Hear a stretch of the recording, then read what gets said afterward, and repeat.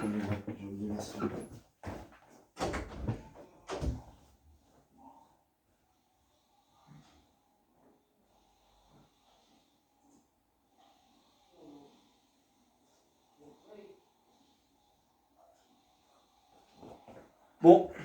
bonjour, c'est Ricardo, genre de ce point d'hebdo. On se retrouve pour l'avant-match entre l'OM et le FC Porto. Attendez, je recadre la caméra. Bon les gars, on va faire de l'avant-match d'abord et ensuite, je vais parler de la mort de Diego Maradona. Apparemment, ça a même été relayé à peu près partout. Apparemment, Diego Maradona serait décédé à l'âge de 60 ans. Voilà. Mais ça, on en parlera à la fin de la vidéo, car c'est un sujet important quand même. Je vous ferai peut-être un nouveau concept où je parlerai de la mort de Maradona. Donc, on va d'abord faire l'avant-match entre l'OM et le FC Porto. Je vais dire le PSG, le FC Porto. Donc, c'est le match retour. Le match aller, c'était à Porto. On avait gagné 3-0. Le match retour, c'est maintenant, c'est aujourd'hui. Mais c'est à Marseille cette fois. Donc, à l'extérieur, au Vélodrome. Avec, on va se faire siffler. Non, on va pas se faire siffler parce qu'il n'y a pas de public. Donc, non. Mais, en tout cas, on est je suis très impatient de ce match. Et j'espère que ce sera un bon match de Porto également. Parce que franchement, je vais commencer par Marseille d'abord. Marseille qui est en ce moment, qui ne va pas jouer en fait, qui ne joue pas en ce moment. Ce week-end ils n'ont pas joué parce que ils devaient jouer face à Nice, mais ils n'ont pas joué car il y a beaucoup eu de cas de Covid à Nice. Du coup ils n'ont pas pu jouer contre Nice. Donc actuellement Marseille est 6ème avec 2 matchs de moins. Voilà. Que ce soit Monaco, Montpellier, Lyon, Lille et le PSG qui sont devant Marseille ont joué 11 matchs et Marseille en ont joué 9. Donc ça veut dire que si Marseille venait, imaginons les autres ne jouaient pas, imaginons Marseille jouait ces 2 matchs. Très sincèrement, si Marseille gagnait ces 2 matchs et était au même nombre que les autres, Paris et Marseille serait 2ème du championnat, égalité de points avec Paris qui a 24 points. Il y a 6 points d'écart, mais vu que Marseille a 2 matchs de retard, si Marseille gagne un match, ça fait 3 points, donc 3 plus 3, ça fait 6. 3 points fois 2 matchs, ça fait 6. Donc du coup, 18 plus 6, c'est égal 24. C'est bien. Et serait au même nombre de points que le PSG, mais 2ème, parce que je vois mal Marseille mettre 18 buts dans ces 2 prochains matchs. Surtout que c'est Marseille, quoi. C'est pas comme si c'était Lille, quoi. Non, c'est Marseille. Marseille ne marque pas beaucoup de buts dans ces matchs. Donc voilà, la différence de but de Paris est de 22. Marseille, elle est de 4. Donc je vois pas comment Marseille pourrait dépasser Paris, même en termes de même nombre de points. Donc, Marseille qui est pratiquement invaincu en Ligue 1. Ils ont perdu que 1 match. C'était face à Saint-Etienne. Ils ont fait 3 matchs nuls face à Lyon, Lille, face aux grosses équipes, face à Lyon, Lille, et face à... Il me semble qu'ils ont fait un 0-0. Non, ils ont fait un match nul face à Metz. Metz qui est très bon cette saison, quand même. Et sinon, ils ont gagné face au PSG, face à Brest, face à Bordeaux, face à Strasbourg, et puis face à... La dernière équipe, je l'ai pas. Il me semble qu'ils ont gagné face à...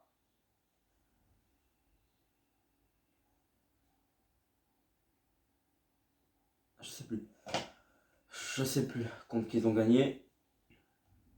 Donc en tout cas, ce que je sais, c'est que forcément, le Marseille sont bien en Ligue 1, mais en Ligue des Champions, c'est pas la même chose. Bon, les 5 derniers matchs de Marseille.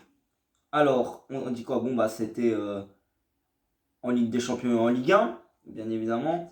Alors, le 21 octobre, défaite contre l'Olympiakos 1-0 pour la première journée des champions. Ensuite, c'était contre Lorient. Ils avaient gagné 1-0 face à Lorient avec un but de Balerdi. le 24 octobre. Le 27, bah, ils ont affronté Manchester City, ils ont perdu 3-0. Ensuite, ils n'avaient pas joué le week-end, ils ont directement refait un match de Ligue des Champions contre Porto, bah oui, contre nous. Donc, défaite 3-0. Et ensuite, le 6 novembre en Ligue 1, ils ont affronté Strasbourg, victoire 1-0 sur un but de Morgan Sanson. Et ils jouent, et après, ils n'ont plus joué. Donc, et Porto, bah Porto, on est mieux classé que Marseille. Mais nous, on n'a pas de match de retard. Nous, on a les mêmes nombres de matchs que les autres. Donc, nous, on n'a pas d'excuses. Donc, nous sommes 4e du championnat. À 6 points du Sporting. On a 6 points de retard sur le Sporting. Et on a quand même le même nombre de défaites que Famalicão, Paços Ferreira. Alors, on a le même nombre de défaites que Benfica, Braga, Famalicão, Paços Ferreira, Moreirense, Belenenses, quand même. Donc on a 2 défaites. Bon, au moins on a quand même le même nombre de défaites que Benfica. On a 2 points de retard sur Braga et Benfica qui sont devant nous. Et 6 points de retard sur le Sporting. Va falloir vraiment qu'on se bouge le cul parce que le Sporting fait un excellent début de saison. C'est incroyable, le Sporting. Ils ont gagné tous leurs matchs. Alors c'est 6 matchs, 1 nul contre Porto et 0 défaite. Hein. Donc voilà, on a quand même perdu plus que Marseille en championnat. Et on a moins gagné et on a fait moins de matchs nuls quand même. On a fait 4 victoires, 1 match nul et 2 défaites. On a plus 8 en différence de but. On a marqué 18 buts et on en a encaissé 10 en championnat. C'est vrai qu'on a une des pires défenses dans les hauts de tableau. On est une des pires défenses du championnat. Ouais, on est une des pires défenses du championnat. Il n'y a que Famalicão, Tondela, Maritimo Boavista Farense et Portimonense qui ont encaissé 10 buts ou plus dans le championnat. Donc quand même, c'est alarmant un petit peu. Et les derniers matchs de Porto en championnat, c'était le 27 octobre face à Olympiakos 2-0, victoire 2-0. Ensuite, défaite 3-2 face à Paços Ferreira le 30 octobre. Le 3 novembre, victoire 3-0 face à Marseille. Ensuite, victoire 3-1 contre Portimonense le 8 novembre. Et là, ce week-end, le 21, ce week-end samedi, en Coupe du Portugal, parce qu'on n'a pas joué en championnat, on a battu le Grupo Desportivo Fabril 2-0 avec un joli but, un superbe but de Tony Martinez d'ailleurs. Vraiment incroyable son but. Voilà. Donc, je vois, alors je sais pas qui va être titulaire réellement dans ce match. Il me semble que Pepe est blessé encore. Voilà, c'est casse-couille. On va devoir encore composer avec des Malanxar et des Mbemba en défense centrale. Donc voilà.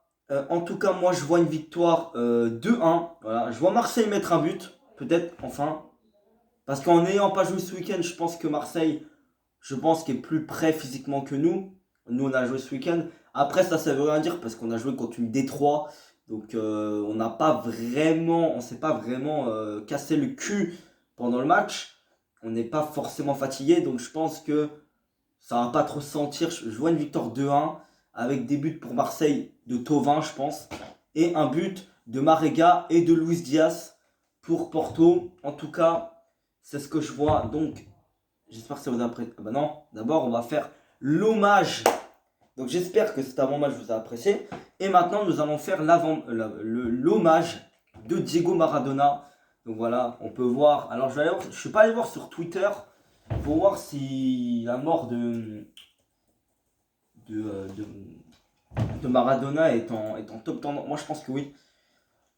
Top tweet, non, pas encore.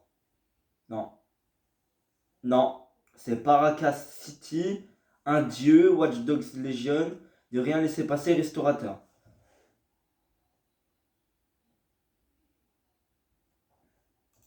Alors, par contre, Pelé, ouais, non, Madonna, non, Madonna, pas Maradona.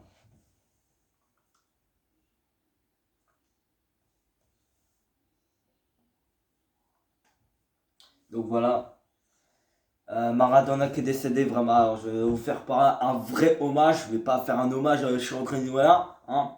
Donc les gars, Maradona est mort, est décédé. Plutôt, c'est moins. Moi, je trouve que mort, ça fait violent un peu. Donc, en tout cas, c'est une légende du football qui nous a quittés. Une grande légende. Alors, certains vont se rappeler de sa main contre l'Angleterre. Alors, franchement, c'est une légende à Naples. Il a joué au Barça aussi, mais j'ai pas trop connu son époque. J'étais pas né, hein, clairement. Quand il a joué, mon père, il avait que 7 8 il avait 10 ans. Il avait même pas 10 ans, mon père. Puis ma mère, frère, elle avait 20 ans. Voilà, hein, 20 ans. Mes parents ont beaucoup d'années d'écart. Donc, en tout cas, ce qui est sûr, c'est que bah, c'est vraiment horrible.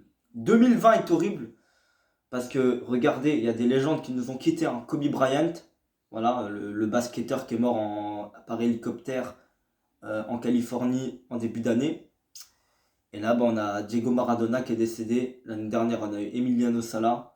C'est vrai que vous dites entre Emiliano Sala et Maradona, c'est pas forcément la même, tu vois. Maradona, c'était vraiment un dieu, alors que Emiliano Sala, c'était pas un dieu, c'était un joueur de foot de Ligue 1. Voilà, sans plus, les adeptes de Ligue 1 le connaissaient, mais c'était pas non plus un dieu, c'était pas non plus un gros joueur. Mais quand même, c'est des êtres humains, donc même quand ils décèdent, c'est quand même, faut quand même les considérer pareil, tu vois. Donc voilà. Donc voilà, c'est horrible. Comme ça a été horrible quand Salah est mort. Comme ça a été horrible.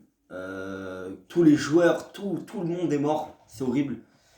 En tout cas, faut vraiment lui rendre hommage. Et franchement, faut faire une statue. Une statue. En fait, le truc, c'est je sais même pas quoi dire. Vraiment, je sais même pas quoi dire. Ça a affecté beaucoup de gens. C'est une avalanche, c'est un astéroïde dans le monde du football. C'est voilà, hein. Mais c'est la vie, c'est la vie. Et bon, c'est vrai qu'il est décédé un peu tôt, en 60 ans quand même. Mais on sait tous que Diego Maradona, voilà, il se droguait, il fumait, c'était pas, son hygiène de vie était pas incroyable. Voilà, on parle beaucoup de Verratti, mais ouais, Diego Maradona, c'était pire. Il se droguait, et la drogue c'est dangereux pour la santé. L'alcool aussi, je crois, que c'est vraiment dangereux. Les gars, ne buvez pas enfin, buvez de l'alcool avec modération, voilà. Et ne prenez jamais de drogue. La vie de ma mère, j'ai jamais pris de drogue, j'ai jamais fumé, j'ai jamais rien touché. Vraiment, bon, ah, de temps en temps, j'ai goûté un peu des alcools, de temps en temps, tu vois, goûter un peu, mais tu vois, c'est tout. Mais en tout cas, j'ai jamais touché à rien du tout en termes de cigarettes et tout. Et si jamais vous avez l'intention de ne jamais fumer, ne fumez jamais, hein, clairement. Et la drogue encore pire, ne touchez jamais à cette grosse merde qui nique la vie des gens et qui a certainement niqué la vie de Maradona quand il était footballeur et même après, hein, même après. Voilà, malheureusement, j'ai un truc dans ma tête. Maradona ne verra jamais l'Argentine gagner peut-être un jour la Coupe du Monde, hein, malheureusement. Il verra jamais Messi peut-être soulever un trophée avec la sélection. Voilà. Peut-être que si l'Argentine gagne la Coupe du Monde, je sais pas si ça va se faire. Peut-être qu'il verra jamais l'Argentine gagner la Coupe du Monde. C'est horrible. C'est horrible dans ces situations-là, vraiment. Et Maradona, c'était une légende du foot. Une légende du foot qu'il faudra vraiment rendre hommage et vraiment le... Ah, je sais plus quoi dire. Bon, voilà. C'était ce que je voulais dire sur Maradona. Les gars, je vais vous laisser. J'ai pas plus de temps que ça. En tout cas, c'est un tremblement de terre dans le monde du football. C'est un truc qui va être marqué à jamais dans le football. Et je pense que il doit être rendu hommage à sa juste valeur. Bon les gars, je vais vous laisser. C'était mon petit hommage et mon avant de match. Bien sûr, salut.